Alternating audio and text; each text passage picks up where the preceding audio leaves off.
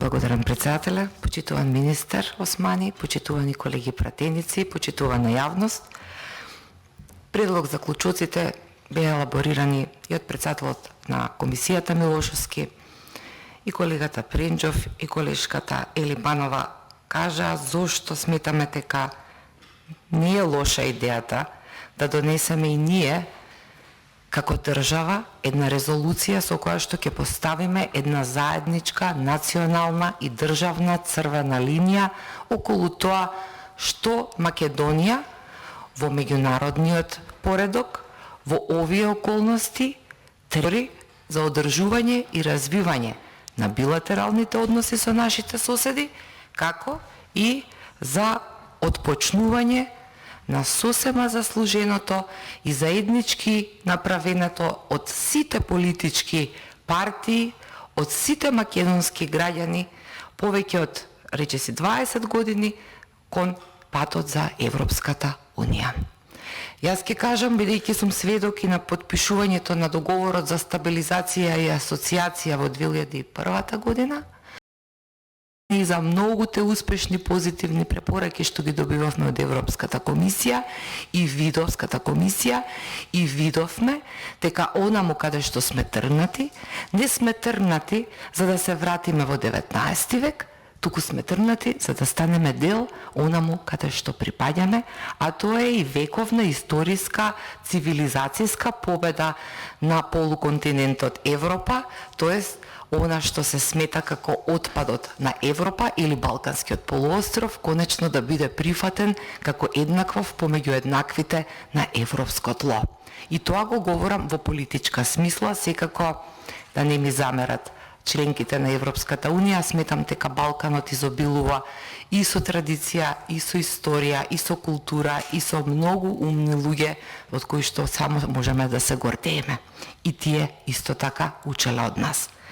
За да не навлегувам и да не ги повторувам предлог за клучоците, мислам дека е јасно дека се работи за добронамерен, општ и особено важен аспект за развојот и на нашите внатрешни односи како општество, но и за тоа дека ние не сме разбиени и дека нема исто како после Балканските војни да дојде некоја мирштетска комисија и да ни создава декларации и резолуции со кои што ќе не дели по етничка основа и ќе се прекројуваат границите, за да не се остави сомнеш ниту трошка недоразбирање, ценам и затоа ќе ви обрнам внимание на некои детали кои особено излегуваат на виделина и создават впечаток кој што ние треба сите исто така сериозно да го сватиме. Голем дел од бугарските барања се однесуваат на членот 8 и работата на заедничката мултидисциплинарна експертска комисија за историски и образовни прашања, која што беше формирана согласно со договорот за пријателство помеѓу Македонија и Бугарија. Вие го кажавте тоа, министре. Целта и беше да се продлабочи взаемната доверба помеѓу двете земји и да се придонесе за објективно толкување засновано на автентични докази од историски извори, како и научно толкување на историските настани. Тука е првата замка. И како национален историчар и како професор на најстариот универзитет Свети Кирил и Методи, ви велам и секојдневно ќе тврдам и до крај, како и сите релевантни академски работници, дека политиката не сме и не може да носи вакви меѓусебни договори со цел што ние веќе тоа го правиме со децении на меѓународни конгреси, меѓународни симпозиуми, со објавување на трудови, со академска битка, со меѓусебни тези, со докази, со аргументирање и секоја година или секоја деценија ги имплементираме без да го пореметиме или деформираме националниот дискурс, националниот правец, она што ја бележи Македонија како држава. Следствено на тоа, ставовите на двете комисии за конкретните постигнувања и суштината на работата на комисијата видовме дека значително се разликуваат. Кога на науката ќе вбризгате политика, тогаш се случува токму тоа. Македонската страна ја смета својата работа за динамична и јас знам повеќето од моите колеги постојано кажуваат дека се под невиден притисок, дека компромисите се тешки и дека овие замки со кои што се соочуваат се навистина некогаш и во споредба со Сизифовите маки многу поголеми. Например, бугарската рамковна позиција, која што беше потврдена со декларацијата во Бугарското собрание, беше објавена всушност по оценката на бугарската страна дека многу малку е постигнато. Затоа и имавме пауза во работата и тоа беше на барање на македонските научници, македонските историчари, кои што сакаа минатата година малку да почекаат и да видат како ќе се движи кормилото или компасот по изборите во Македонија. Преку политичките одлуки на владата и на собранието, Бугарија потоа ја зацементира нејзината позиција за клучните историски прашања. Видете, значи не зборуваме за развој, не зборуваме за технологија, не зборуваме за развој на институции, зборуваме за национална историја што всушност задира во уставот и во суверенитетот на македонската национална држава. И токму затоа минатата година Источниот сосед настојуваше на брзина Европската Унија да го прифати нејзиното толкување на договорот преку условување на пристапниот процес на Република Македонија.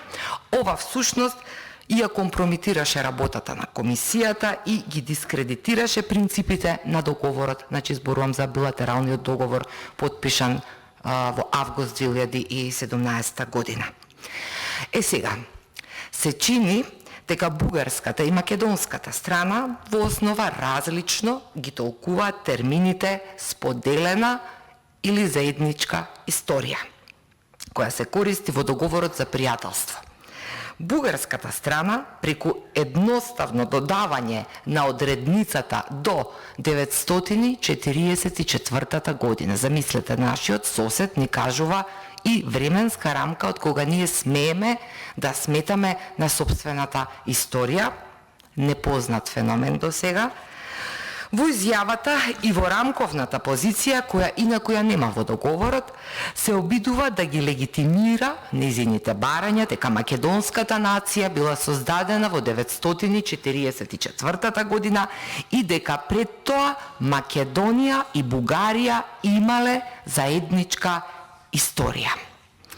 За македонската страна, ова погрешно толкување на заедничката историја се до 944 година како припадност исклучиво кон бугарскиот народ не е прифатливо, секако и неточно, бидејќи можеме да зборуваме за заедничка историја во одредени историски периоди, но исто така и за споделена или испреплетена историја, но не само со Бугарија. Очигледно од овие причини работата на комисијата ја обременуваат концепцијски и методолошки разидувања. Комисијата не успеа да постигне договор за клучните личности и да одреди датуми за некои пожелни, значи заеднички обележувања, што беше во договорот помеѓу двете земји, но секако тука најспорно беше обележувањето и припадноста на Гоце Делчев. Инсистирањето на бугарската страна за демаркирање на заедничката историја се до 944 година е исто така значајно за да се разбере почитување барањето за замена на информативните плочи и други ознаки, вклучувајќи ги оние на историските и културните споменици, што воопшто всушност не се ни споменува во договорот за пријателство помеѓу Македонија и Бугарија.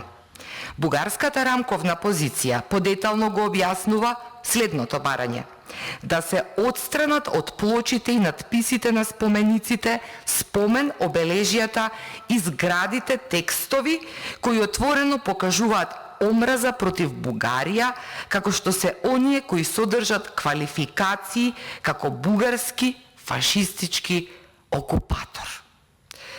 Се чини дека со ова барање Бугарија повеќе се обидува да ја исправи сопствената историја одошто да придонесе кон пообјективно, понаучно толкување на историските факти и историските настани.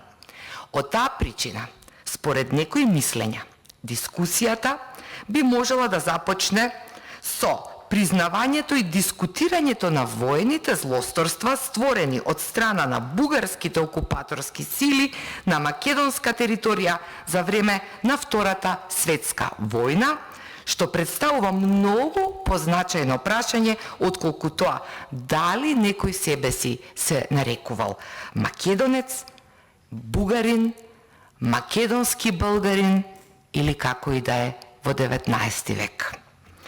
Предлогот на македонската страна на Комисијата за вклучување на историчари кои не се дел ниту од бугарската, ниту од македонската историографија, секако не беше прифатен од бугарската страна. Понатаму, зошто е важна резолуцијата?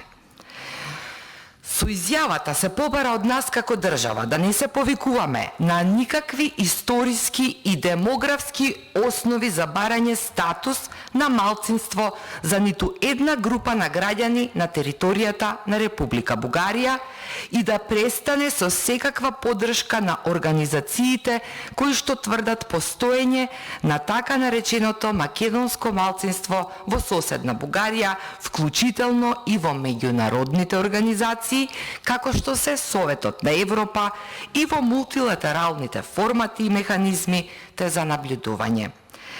Сега, тоа го има во членот 11 од меѓусебниот договор. Но ниту членот 11, ниту пак која и да е друга одредба од договорот се однесува на малцинства. Затоа пак во преамбулата се наведува дека договорот се заснова на принципите на повелбата на Обединети нации, на документите на ОПСЕ, како и на демократските принципи содржани во актите на Советот на Европа. Правата на припадниците на малцинствата им припаѓаат на припадниците на малцинствата и тие почитувани се неотугиви. Понатаму, овие права се една од вредностите на Европската Унија, при што дискриминацијата врз основа на етничко потекло е стрикно забранета. Државите имаат обврска за заштита на правата на малцинствата во сопствените земји. Сега, важно е исто да се подсетиме дека значајни се документите на Советот на Европа, во кои меѓу другото се констатира непризнавањето на македонското малцинство и се нагласува фактот дека Бугарија продолжува да не ги извршува и одамнешните пресуди на судот за организациите кои се залагаат за признавање на македонското малцинство во Бугарија. При тоа, евентуалното прифаќање на ова барање би значило дека на Бугарија под превезот на демократизација и европеизација и се дозволува да го извезе кршењето на човековите права, што е веќе утврдено од страна на Европскиот суд за човекови права. Всушност, ова сериозно ја загрузува позицијата на соседна Бугарија и во самото членување во Советот на Европа, бидејќи овој судски спор сепак на крајот ќе ја види својата виделина и светлината на денот, како што секогаш победата и доброто победуваат на крајот, бидејќи ја носат во себе суштината на вистината. И 3. Условот кој се однесува на реформата на разузнавачките и безбедносните служби, нешто што многу малку е артикулирано во македонската јавност, тоест разоткривање на соработниците во денешна Република Македонија кои работеле за безбедносните и разузнавачките служби во поранешна Југославија, како и барањето Македонија да иницира процес на рехабилитација на жртвите од југословенскиот комунистички режим кои биле потиснати поради нивната бугарска самоопределба, немаат основа во договорот за пријателство. Останува нејасно дали Бугарија очекува овие прашања да бидат разгледувани од страна на Комисијата како историски прашања или на некој друг начин.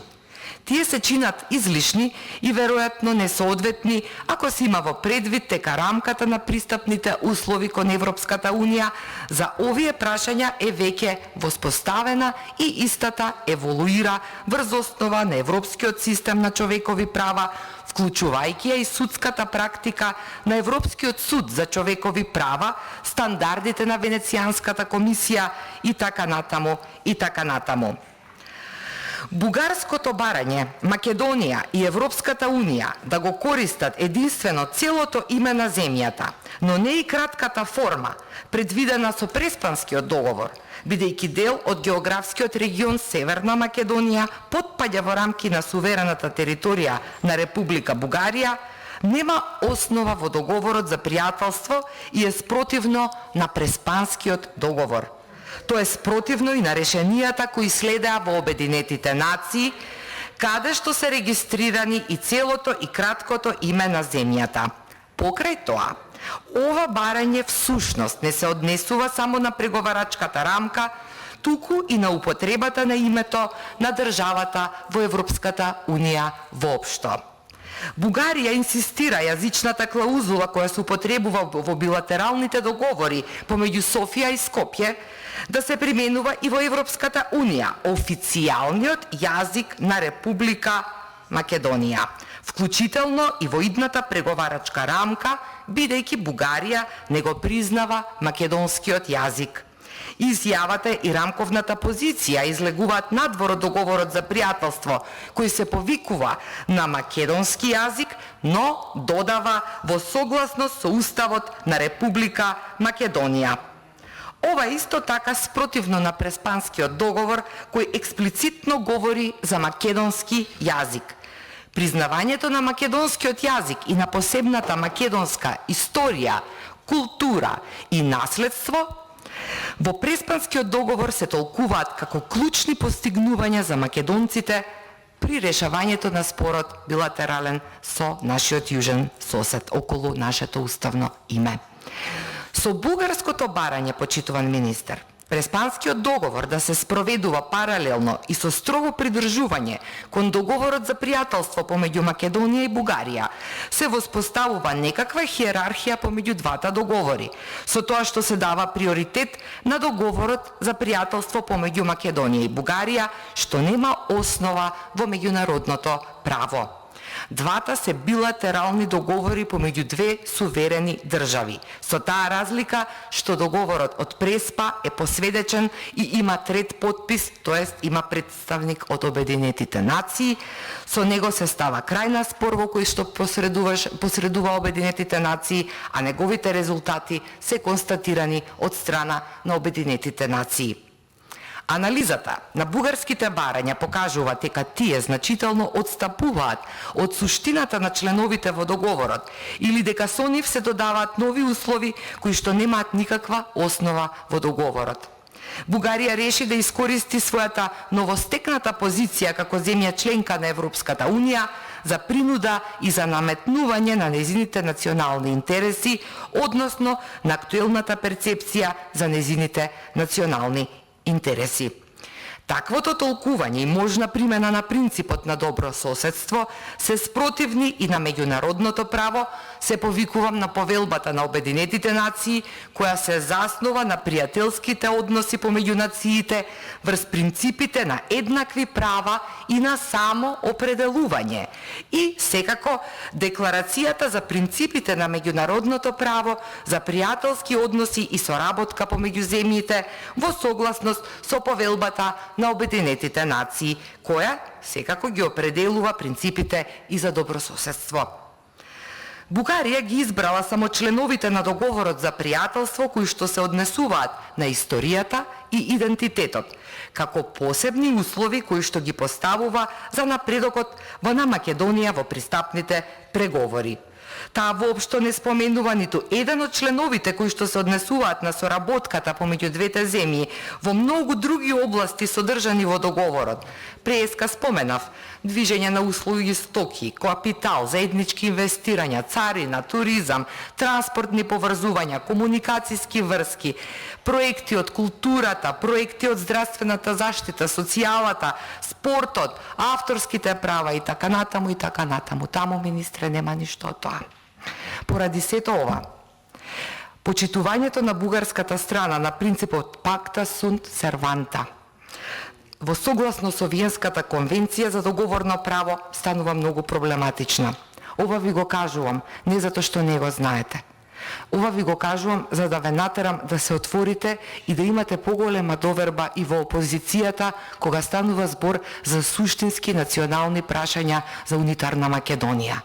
Во тој контекст, ние како опозиција сме будни, следиме, активни, сме помеѓу граѓаните, но сме и конструктивни и сме подготвени да поведеме и да превземеме одредени чекори и токму таков чекор, еден од нив е се и овие предлог заклучоци кои ви ги доставивме денес и за кои се надеваме дека ќе имате време и разбирање да ги прифатите и да покажеме дека сме постигнале одредени влијанија кои што сакавме да ги прикажеме толку долго време и дека сме навистина конечно во 21. век. Ви посакувам убав пат и верувам дека Македонија конечно ќе го добие својот посакуван датум за преговори. Ви благодарам.